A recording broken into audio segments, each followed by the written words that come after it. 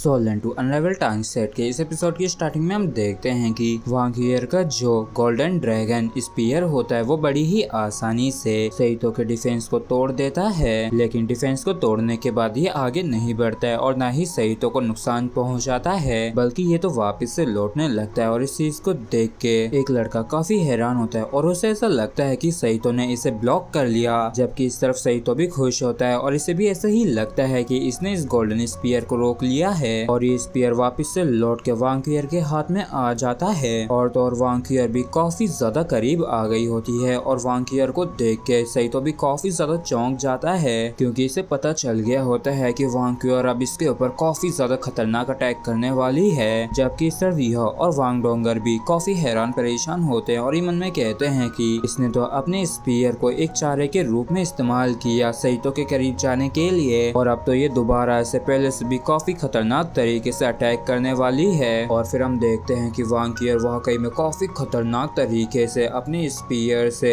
सेइतो के ऊपर काफी फोर्सफुली अटैक करती है। और जैसे सेइतो अपनी गदाओं से इसे ब्लॉक करने की कोशिश करता है तो वांगियर के स्पीयर की फोर्स की वजह से आसपास की जमीन टूट जाती है और तो और यहाँ पे काफी तगड़ा ब्लास्ट भी होता है। और आप लोग वांगियर की स्ट्रेंथ की पावर का अंदाजा इसी से लगा सकते हैं कि सेइतो जो कि इतना बड़ा और मस्कुलर है वो तक जमीन के अंदर काफी धंस जाता है और सच में इतनी ज्यादा फोर्स की वजह से इसकी काफी बुरी एस्तेस हो गई होती है। और इस वजह से पूरे एरिना के अंदर सन्नाटा सा छा जाता है, क्योंकि वांगियर ने अपने गोल्डन ड्रैगन स्पीयर को सेइतो की नेक पे रख दिया होता है, मतलब कि सेइतो वांगियर से हार गया है। इसलिए हेडमास्टर यान भी अनाउंस कर देते हैं कि इस मैच को वांगियर जीत गई है। जबकि इस तरफ वांगियर की स्ट्रेंथ को देख के ये सभी लोग काफी ज्यादा हैरान होते हैं और कहते हैं कि ये तो सच में काफी ज्यादा पावरफुल है। और सेइतो कहता है कि ऐसा दिखता है कि मुझे काफी इंजरीज हो गई है उसके इम्पैक्ट की वजह से। तो वांगियर कहती है कि तुम वहीं पे रुको, मैं तुम्हारी मदद करती हूँ। वांगियर ने सच में काफी कुछ किया होगा इतना स्ट्रॉन्ग होने के लिए, और तो ये वाकई में काफी ज्यादा पावरफुल है जो इसने इतना जल्दी मैच को खत्म कर दिया। और तभी बई युहा के पास आ जाता है और ये काफी प्यार से युहा से कहता है कि युहा अब तुम्हारी अगली बारी है। और इस चीज को सुन के युहा के काफी तगड़े वाले होश उड़ जाते हैं और ये चौंकते हुए कहते हैं कि आखिर मैं ही क्यों ब्रदर बई। और भाई लोग आपने देखा ना कि बई ने कितने आराम से और प्यार से युहा से अपना बदला ले लिया, क्योंकि लास्ट टाइम युहा ने ही बई को फंसाया था जिसकी वजह से जुईचेन से इसे लड़ना पड़ा था।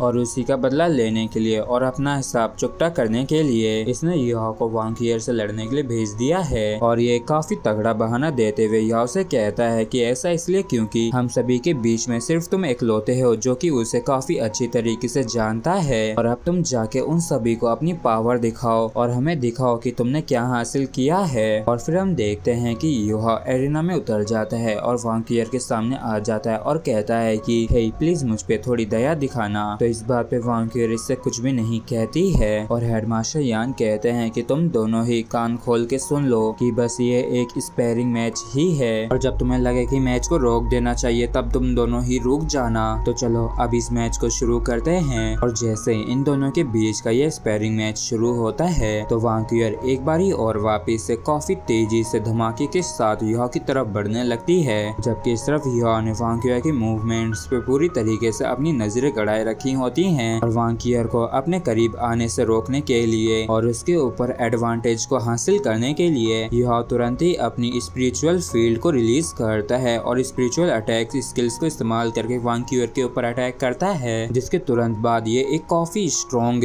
सोल अटैक की वेव को रिलीज करता है। वांगियर के ऊपर जो इतने सारे लगातार स्पिरिचुअल अटैक्स हुए थे जिस वजह से वांगियर अपनी बॉडी के ऊपर से टेम्परेली कंट्रोल खो देती है और अपनी बॉडी के ऊपर कंट्रोल न होने की वजह से वांगियर नीचे गिरने लगती है। और इस मौके का फायदा उठा के यह तुरंत एक काफी खतरनाक पंचेस के ऊपर करने लगता है और तो इसके साथ स्नो एम्प्रेस भी होती है। और जैसे वांगियर युहा को पंच करता हुआ देखती है तो ये तुरंत ही अपने स्पीयर को जमीन में गपा के अपने आप को बैलेंस करती है और तो ये भी युहा के ऊपर पंच कर देती है। और वांगियर को पंच करता देख युहा काफी ज्यादा चौंक जाता है और जैसे ही इन दोनों का पंच आपस में टकराता है तो यहाँ पे एक तगड़ा ब्लास्ट होता है और वांगियर के पंच की फोर्स की वजह से युहा काफी पीछे तक उड़ता हुआ जाता है। और फिर युहा संभलते हुए कहता है कि स्नो एम्परर चलो चलें, अब तुम्हारी बारी। और पलक झपकते ही हमारी प्यारी प्यारी सी छोटी सी स्नो एम्प्रेस अपनी ट्रू फॉर्म में आ जाती है और स्नो एम्प्रेस को देख के वांकियर भी नहीं रुकती है, जबकि इस तरफ snow empress ice empress wraith permafrost domain और snow dance of absolute ice का इस्तेमाल करती है। इसकी वजह से सबसे पहले चारों तरफ आइस का डोमेन बन गया होता है जो कि काफी ज्यादा कोल्ड होता है और चारों तरफ स्नो की वजह से वांकियर को कुछ भी नहीं दिखता है और ये रुक जाती है